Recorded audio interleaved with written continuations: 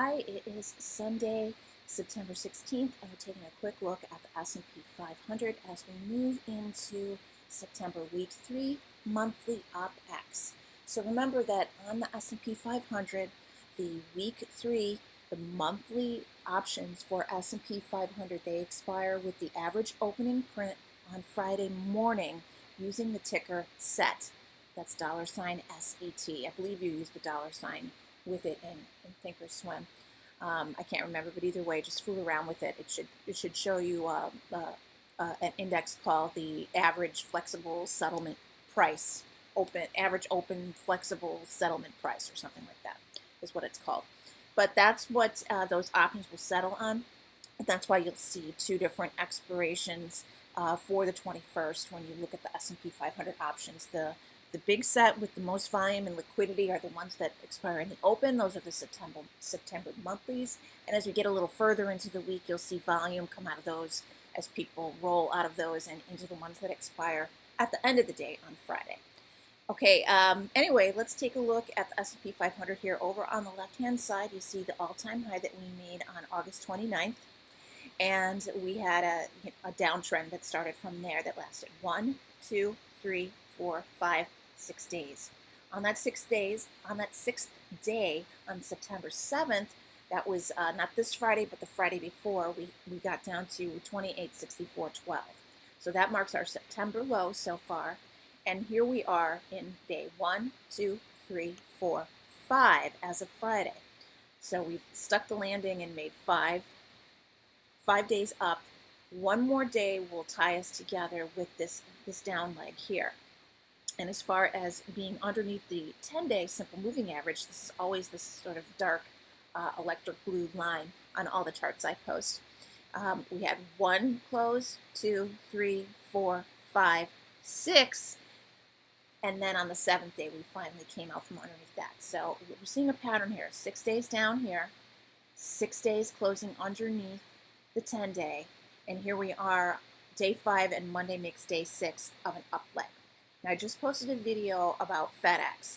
They are reporting tomorrow after the bell. I can certainly see that tomorrow might be one more day of rally going into that FedEx earnings report, and if that FedEx earnings report is not good, that could mark the point that we roll over and sell off for a while on S&P 500. Now, I'm not saying anything big. Maybe all we'll do is back test this 28.64 level here. But in order to do that, we would end up falling through the 20-day simple moving average. And as you can see, during the course of this whole sell-off here, even though we spent 6 days closing underneath the 10-day, we never spent a single close underneath the 20-day. So if we were to sell off at this point and break down through the 20-day, which is all the way up at 28.83, and rising is going to be like 28.85, 86, something like that on Monday at the open. If we fall down through that and sell off down through that, it's going to be nothing, like big whoop, we close underneath 28.85. That could so easily be done. So just keep that in mind. That could sort of exacerbate things and maybe push us down all the way to the 50-day simple moving average for a sell-off down to there.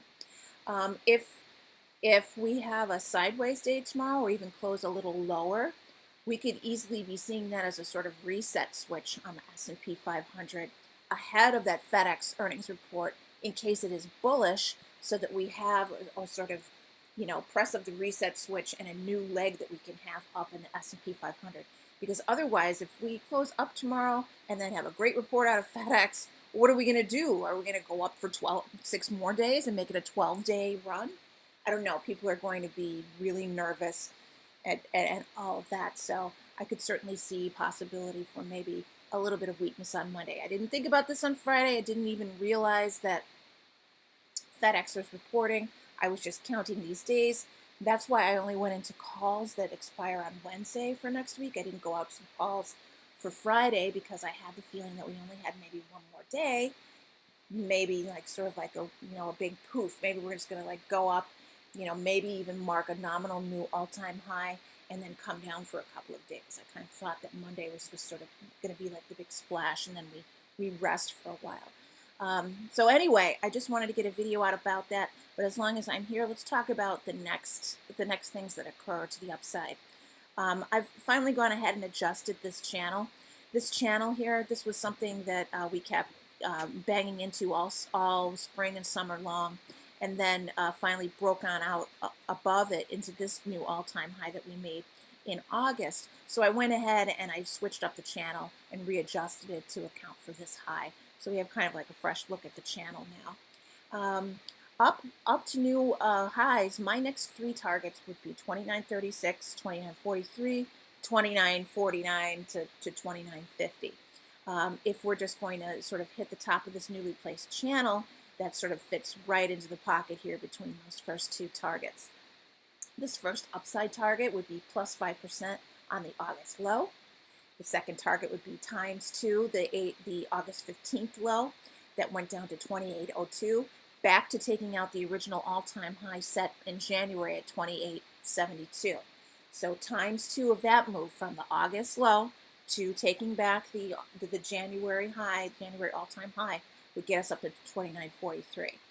And then finally, my top next target would be 29.49. That's ×2, the 2018 low to the original take back of the 50-day simple moving average when it was finally first taken back. So doubling that whole move from where we hit the low for 2018 to taking back the 50-day would get us all the way up to 29.49. I'm not saying that this is going to be the top for the S&P 500. I'm just saying that if we are going to rally further, these would be the next three targets I'd be looking at. And when we trade S&P 500, we can only do it with options, so we really have to be buttoned up very tightly on where we think the highs are going to go to, so we don't go too far out of the money in buying our calls, and we don't go too far out of the money in buying our puts either. Because you certainly don't want to be still sitting here buying 28.75 puts if we're going to go to 29.50 first. I mean, that's just like throwing your money away. Okay, anyway, that's what's going on. Tomorrow we have to definitely watch the 10-day simple moving average. It just sort of pulled out of a thing where it was beginning to curl over, but this nice gap up on Thursday flattened it out and began to curve it up again. We followed through on Friday, even though there was some weakness. We are very, very vulnerable to the news cycle, and not just the news cycle on tariffs, but the news cycle on what's going on with the legal problems that our president is potentially facing right now. Okay, so definitely we want to see the 10-day simple moving average hold intraday if we do come down, if we do break this low that was set the last couple of days and start going further into this gap that we still have left open to Wednesday's close. We have the 10-day simple moving average sitting right there at that gap fill as well. So we really want to see intraday nothing worse than coming down here into this 28.80s area and holding the line there, because otherwise if we start breaking down below the 10-day, we're probably more likely into a sell-off, and that's not the situation where you want to be stepping in front of that train and buying those dips until you see the market show its hand and give us an idea of what the low should be. You really want to be buying puts and not calls if we break down through the 10-day simple moving average. Okay, I hope this helped you out and didn't confuse you more. I just wanted to sort of reiterate on that in case it's not coming across on my tweets about that whole 6-day cycle that I keep pointing out. That's it. I hope this helps. Good luck and good trading. Enjoy the rest of your Sunday.